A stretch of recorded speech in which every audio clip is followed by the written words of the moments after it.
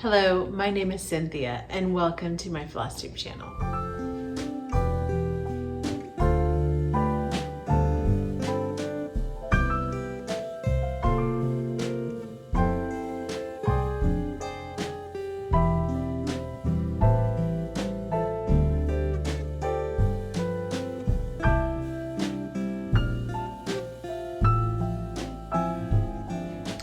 Happy to be here with you today. It's Thursday, January 13th, 2022. I am coming to you from Fort Worth, Texas. It's a bright and sunny day, so hopefully you can see everything I have to show you. I have a little bit of different segments that I'm going to be filming today. I have to take advantage of an empty house when I have it, and it's just me and Dahlia here. So if you hear her in the front room, she might bellow at a neighbor or a passing car. We'll see how that goes. I wanted to, however, show what I could today and then come back to you. I'm on a 15-day rotation with my plans for 2022. No starts, no charts. I did purchase some charts in 2021 that I'm going to share with you, and I did receive a gift that I'll share. So let me start with that. Actually, this is a little bit out of order from my usual, but I have that right in front of me. So one of the first things I bought, I went ahead and joined the party for the Book of Days. I wanted to say I drank the Kool-Aid, but that means it's something foolish, and I think this is cool, and I think it's a good idea. So it's not a bad thing to join in sometimes, as much as I sometimes rebel against it. But this was my January plans. I have 5 projects that I'm working on plus 1 WIP go. So I haven't completed all of that work yet until the 15th. So that's why this will be filmed in a couple of different days. But I wanted to go ahead and use the time I had. As I said, I received a Christmas gift from my friend Frankie, and I think it's her daughter-in-law Rhonda. Thank you so much, ladies. This fabric was just up my alley. As you can imagine, many of you have commented on the red fabric I do. This one is called Figgy Pudding. It has a coordinating floss here. This is from A Wicked Stepmother on Etsy, and I have the perfect piece for this. You can see how well it coordinates with my afghan here. I have the perfect piece to do on this in a monochromatic, not a monochromatic, but a solid colored thread. So I am so excited for that to start next year. But I thank you, Frankie. My fabric stash is not very big, so this is very appreciated. I also picked up a couple of punch needle and wool applique patterns, and I am not extending my no charts to punch and wool applique. I don't think I'll need any other patterns. I might need one other wool applique because I'm working on a seasonal piece, and this is the one I got for winter. The stand I showed in my finishes parade is from a company called So Cherished, S-E-W Cherished, and you can find them online. This is not actually the patterns that are meant to fit that stand, but I thought I could make it work by eliminating that black and white border. That wasn't really my favorite part anyway. And ever since I lost my mom, I've been a little bit more focused on cardinals, as a lot of us are who have lost loved ones. They symbolize a visit from a loved one, so, and I don't really believe in that, but it's just a nice reminder. And they're beautiful red birds that we have flitting around in my backyard all the time. So I am hoping to get this cut out before, maybe in February. It's coming soon. Before that, I've already traced this punch needle pattern I bought. It has my favorite snowmen with hearts. It coordinates for January and February. So I bought some Valdani and some DMC Pearl Cotton to start this, and I will be starting this hopefully this weekend. So that's by the, let's see, Tara Guernsey, and I don't see the name of her company, Perfect Prim Punch. I'll try to link that. I bought it on Etsy as a PDF download, and it's a very simple, small pattern. In fact, I enlarged it because I have a black snowman. You can kind of see him in the window right here. He is a silhouette chalkboard from Target that I bought last December. I showed you, in fact, maybe November, and I thought that would be so cute on that snowman, that black chalkboard snowman. So that punch needle I hope to show you before the end of the month. And the other things I pulled out, I'm not going to be starting these because I don't have any starts allowed for me right now, but I did want to alert you to these. I know some of them you may have seen, some of you may not. This is Hands On Design. She does the free pattern for her anniversary every February, and this love pattern is one I intend to stitch at some point. I showed on Instagram, and I'll insert a photo, the display I did right here with my snowmen of all the Valentine patterns that are free from the primitive hair. And so I want to add to my collection, and I think I'll do this with cream and red work instead of gray and white like she did. I might find some pretty buttons. In fact, I'll show you some that I found at an antique mall.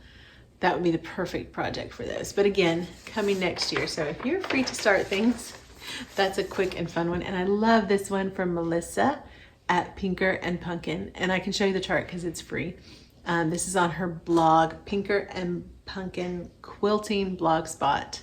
I link her all the time, but how cute. She has a series of this little farm wife with the chickens, and she did a Valentine's little pennant there. So I will be doing that one eventually. Can't wait. And then here are the buttons I was referring to. I wanted to just remind you, oh, it's hard to see through all that plastic. I got this entire pile of antique buttons, and I don't think they're celluloid or ivory or anything super valuable, but they're grungy and not something you could find just at Joann or you know, Hobby Lobby. I like this one especially. I think some of them have been clipped off of clothing, so they have like bits of thread, and see how they're yellowed like that. I just love that for like an antique. These are perfect for Blackbird design, so don't neglect to look for buttons at antique malls. I found that one at the Azel Antique Mall, and I kind of cleaned her out. Sorry local friends, but they're always something to be looking for. And the other thing I wanted to share, just as a fun collection, I didn't get a lot of progress on whips today, so I don't have as many to show you, but I did reward myself for finishing my guild's annual good intentions contract. I had shared a couple times about that was a goal, and I was up until 11:30 on Sunday, January 2nd, I think, which was the deadline. And you can see back here, I'll be showing a clip of this later, but I did finish my Shepard Sampler. I've even gotten it framed from a frame I found at Michael's, and so I rewarded myself for finishing magic, and I had a gift card to 123 Stitch. All of this was done before January 1st, but I'm collecting these funky Adam and Eve samplers. This one I got for my birthday, actually, maybe 2 years ago. My mom gave me a silver needle gift card, and I picked up a couple threads and a pattern that they have the model for in silver needle, and it always just makes me stop at my tracks because those flowers are so pretty. It's super funky. I mean, they're basically standing under a bouquet instead of a tree, but I love this one. I think it's called Permit Me Not to Stray. I've kind of got it covered up there, but yeah, Permit Me Not to Stray. So my idea is to have this kind of medium-sized, funky Adam and Eve display, and this one is by Heartstring Samplery. The one I picked up with my gift card for Christmas was Merfolk's Eden. And I don't show all my haul. I actually got some more Blackbird Sampler books, and just a couple, and a Teresa Kogut sampler, things that I got on a sale at Fire Poppies, but I won't show everything because you've seen it a lot. But this one is older, and my plan on this one, it's by Plum Street, is to change the colors of the mermaid to a Gloriana silk that's kind of, I think it's called Peacock. It's very teal, and I want to brighten this up just a little bit. I think it's so cool, and the fact that see, there's the tree with the apples, and the narwhals are underneath. The mermaids are kind of hard to see. I might do this on a darker fabric so their skin shows up better, but I think it's just so fun. And like I said, with a brighter teal instead of all that gray, I think it'll be adorable, and it'll match that funky plan. And then this one I've admired for so long. It's called Rampant Cats Sampler. It has the two kitties at the bottom, and it's just so quirky with the Adam and Eve being dressed in kind of colonial times. And of course I love Barbara Anna. There's All Creatures over here, and I've done Love Never Fails. I don't have a Barbara Anna on the go, and so this one will be the first one I probably start in January next year. And I won't put All Hallows Eve. I might find another saying, and I may not do those baskets in black. They may be a different color, but I love the coloring overall, and it's not a huge one. It's only 157 by 184. I did buy this on 123 Stitch because my computer is getting kind of full of PDFs. I moved a lot of them off, but I'm really kind of over buying PDFs. So if I can, I'm going to buy a physical copy from 123 Stitch. I think that's it for my haul. Okay, I wanted to show you a couple of things I've been working on. One that is finished and not a cross stitch, so you can skip ahead a little if you're not interested in that. But I am a multi-crafter, as many of you that watch my channel know, so I'm often peppering in wool and sewing, and painting was a love of mine long before I was ever doing stitching or anything with thread and needle. I didn't think I was any good at stitching. And so I used to paint furniture and even some murals and things, and I've sold some signs in the past. But this one was on my list for a long time to finish, and I love the way it turned out. It's very simple. And it's also very big. Here's the top. I use a method that's really kind of basic to make these signs. I know you can use a Cricut, and you can, you know, put a vinyl on and then stencil over, but the simplest way for me to make these signs is to print off on my computer a letter the size I want, and then I take a pencil, and I don't remember where I learned this. I've been doing it for probably 15 years, but then you take a pencil, instead of even needing a carbon sheet to trace, you rub it pretty hard across all the different parts of the letter, and then you place it on your board and trace the letter with a pencil, and it will make a outline of what you need to paint.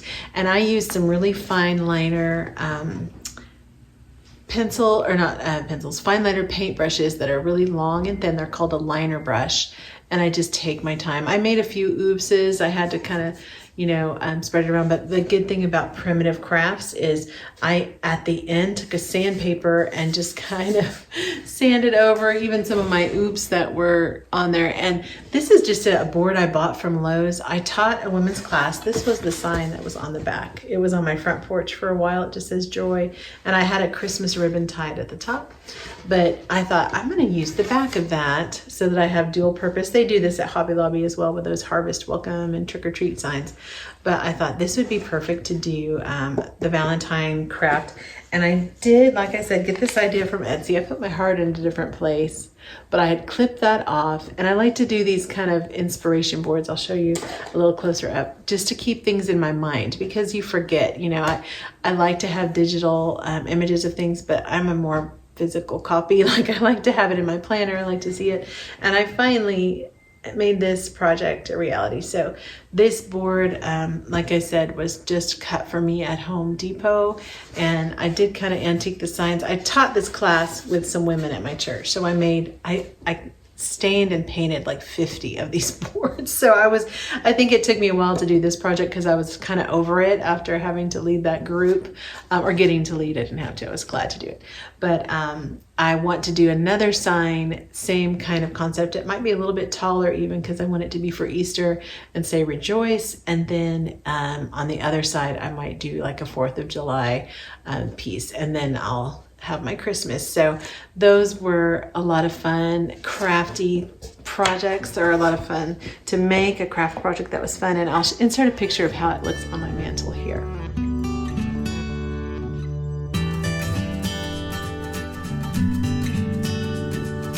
Okay, back to stitching. One thing that I worked on was filming this tutorial about how to make a very bright linen something that is more usable, and I was so happy. I wanted to show this on this video in case you missed the short video I filmed.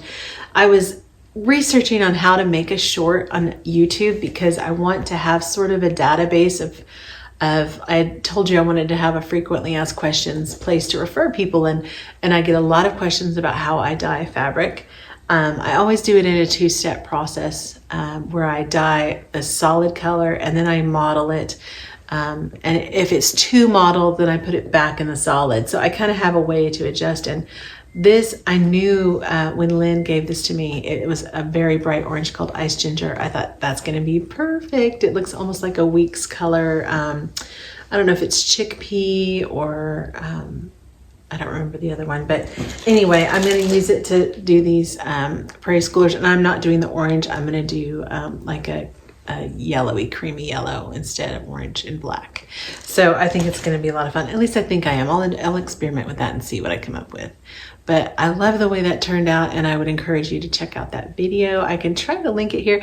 I didn't do the filming correctly, and Jenny, if you're watching, I know you've made some shorts on Long Dog's Stitcher's channel. I was filming it vertically because that's what the video I watched said to do, and then I hashtagged it shorts, and it's all filmed the different directions. So I am not always the best techie kind of person. I might have to refilm that. So if it's not there for a while, when you check for it, check back. I hope to fix. Okay, I had to edit out a sneeze there. I think I'm getting fibers in my nose, as I always do. I wanted to show you a couple of stitching whips that I had in my focus pieces. I had picked this Brenda Gervais needle worker, and it's hard to see kind of what she's going to look like because I didn't get to do her face like I hoped. And I am changing her more than I even expected. It's called Needle and Thread. I am not stitching the grass at the bottom. I had enough grass with the Shepard Sampler where I'm like, I'm good. I'm just going to be doing a few lines of this grass here at the bottom and not the layers. And what I used was I picked up a friction pin, Frixion, I think, from Amazon. And I traced the frame that this is going on over top of my linen. It made me a little nervous. Supposedly you can iron that and it will come off, but it didn't sit super well with me to be, you know, writing with a pen on my linen. But I went ahead and traced there so that I know what's not going to fit. And a lot of these elements are not. I am not spacing out those spools. I'm going to actually have them right next to her skirt. I'll have that sideways bird, which I like a lot. And I don't even know if you can see that. Oh, it's over here. I'm going to have the sideways bird and the scissors, and I'll probably just kind of make it up. It's almost going to be kind of a free, that's showing a lot of the background there. Let me see if this helps. But anyway, I didn't get as much done on this. We've had a lot going on lately, and I added probably 5 or 6 rows, and I added the tomato on her hip, and I started the grass. So this was yesterday was the last day I was working on that, and I was very disappointed in my progress, but some days are like that, and your family has to come first. So that's where I got. I was very happy, however, with my Though He Seemeth Sleeping. I am doing a Sal with my friend Becky and Rachel. Rachel already finished this, and we're calling it Though She Seemeth Stitching Sal. And I love this piece. It stitches up so quickly. I don't know what it is. It's just a really fun piece to do. And I love the colors. Again, I'm having light like I don't usually. I'm in a different spot than I'm used to filming. But this leaf border I started on and ran out of time. And I'm leaving my threads hanging because for one reason, I didn't have my scissors by me. And I was being lazy. So I was like, I'm just gonna leave them hanging. And then I thought, actually, that's kind of smart because then I can just, you know, clip this and stitch it here and not have to keep up with all these little tiny bits. I hate to waste thread, especially over-dyed thread. And so I'm gonna just hang those there kind of as a parking method and pick them back up. I was able to finish that crown on the bottom, start that fruit basket. I took the border up. I finished all the bottom text and started on the leaf border. It's not actually too halfway, but all that's left at the top is the alphabets, which go quicker for me. So I've got most of the motifs done other than just that little fill in on the crown and the bottom of the basket. And I think there's like a little doodad here or there, but I just love the way these colors are turning out. They match this space so well, I think. And I love the message, of course. Dark the night and wild the wave. Christ the boat is keeping. Trust in him and have no fear, though he seemeth sleeping. This definitely reminds me of my mom. So that one I was super happy with. I'm stitching it on a 32 count cream is all it says. It was a Victorian Motto sampler fabric of the month. So it doesn't really have a name, but I would think any kind of cream colored fabric or kind of golden colored fabric would be a good choice for that. And I had a couple of embroidery and sewing whips that I want to share with you. This one comes from Chestnut Junction. I don't have the piece to trace, but this is what it looks like finished. I got one done. It's just a fat snowman. I got to thinking about how sweet and generous a lot of stitching friends have been to me, and I wanted to make some snowmen for them. And so I'm doing several of these. That's why I call it a whip. I have maybe 4 that I want to do, and they are so quick to do. They're super simple. But what I had tried that was fun, and I hope you can see this.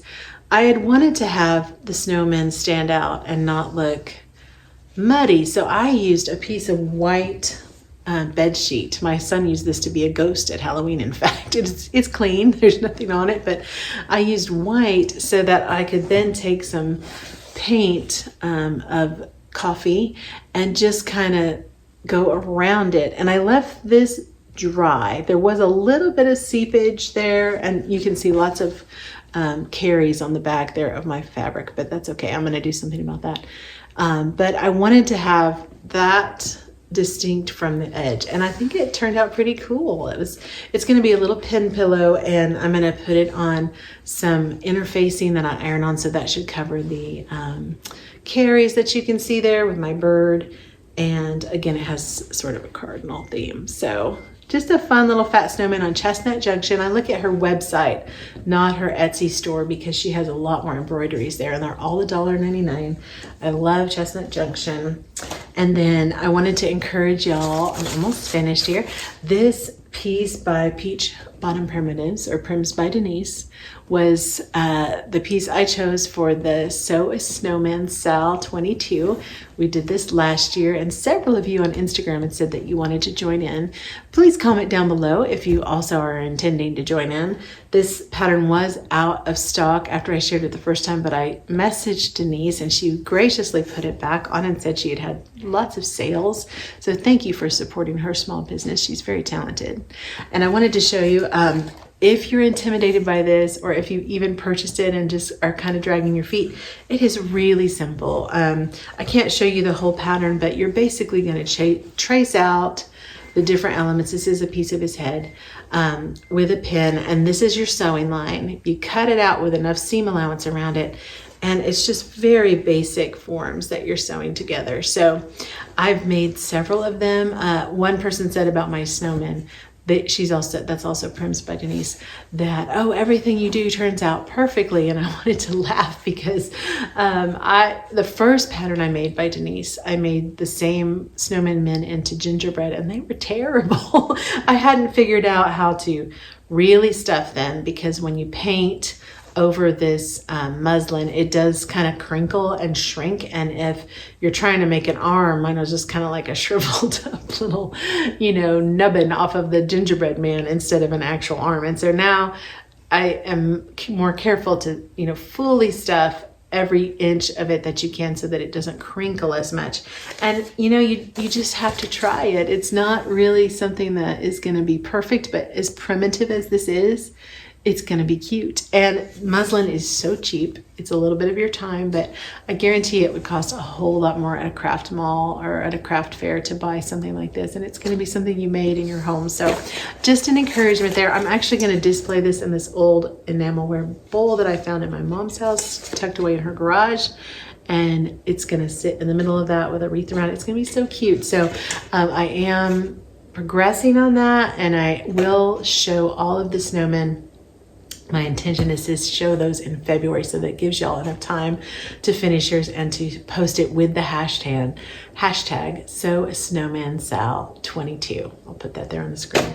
So thank you for letting me share all of the whips that I have worked on so far. Like I said, I hope to have my snowman pillows finished.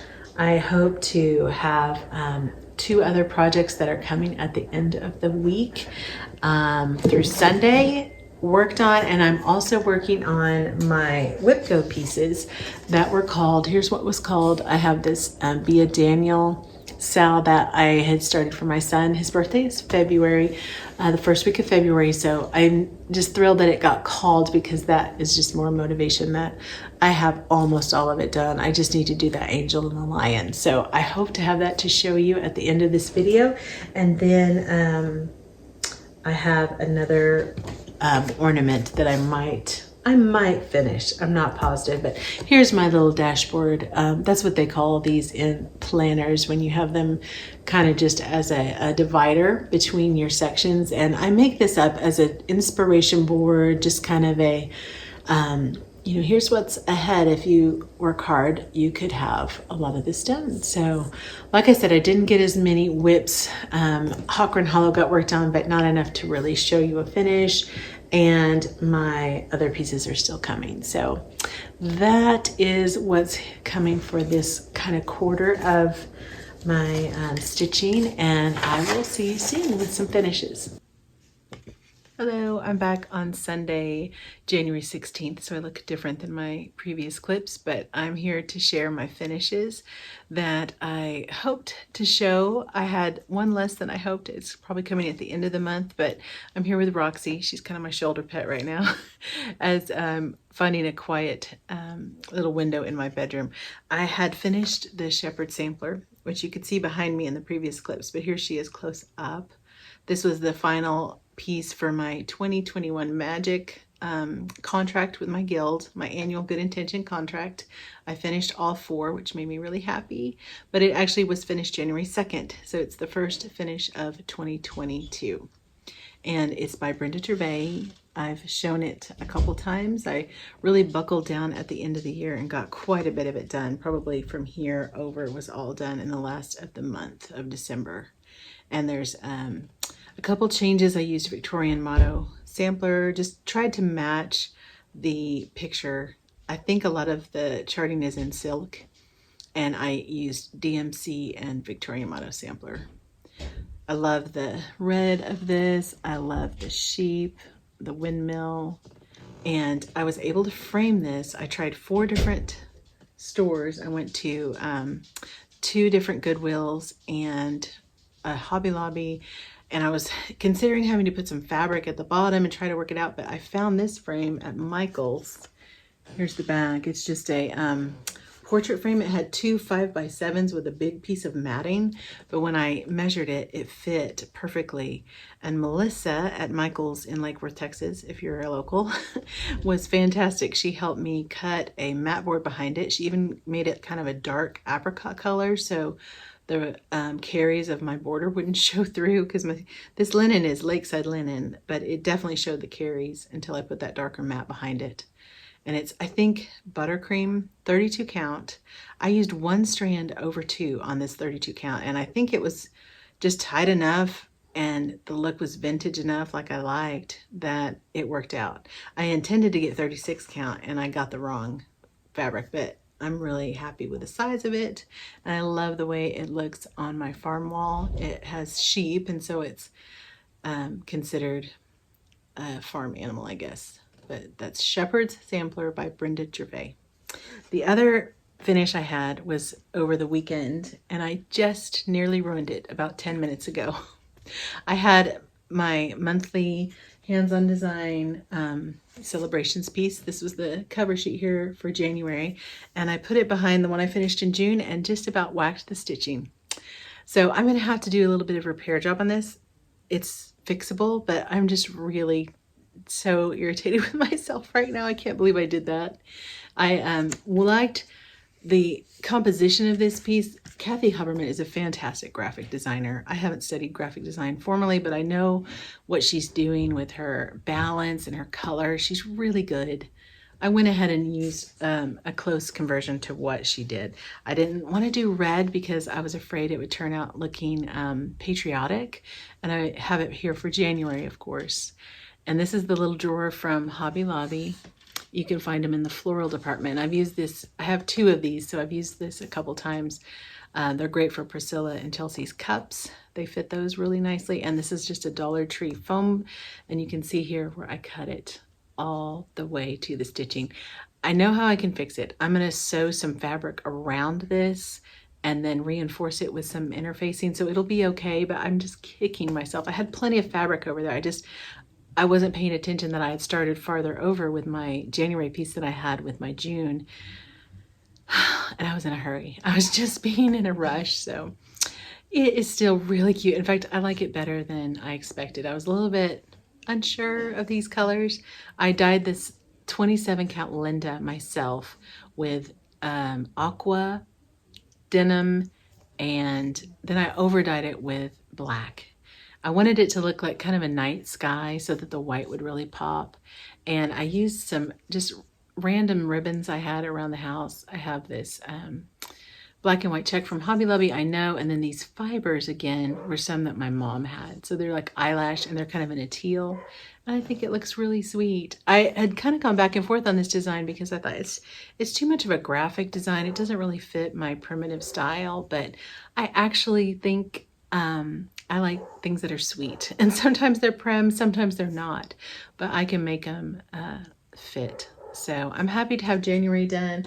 I really like all of these designs.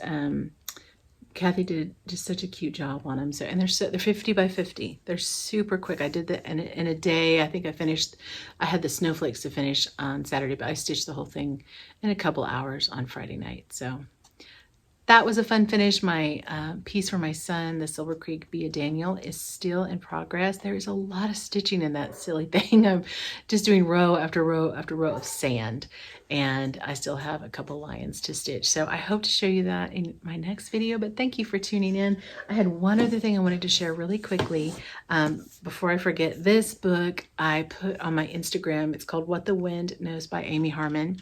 And if you're looking for a good read, it's so sweet. It's Ireland in the 20s. There's time travel involved. There's a really sweet romance and just interesting. So this is the second Amy Harmon book I have read. If you haven't checked this out, I will write it down in the description box below. But I love a good time travel and romance and then historical fiction. I didn't know much about Ireland, especially in that time period of the Easter Rebellion, the Easter Rising. So highly recommend that book. I know a lot of my viewers are readers. As I say at the end of all of my videos, in Psalms chapter 90, verse 17, it says, "May the favor of the Lord our God be upon us and establish the work of our hands." Have a great week.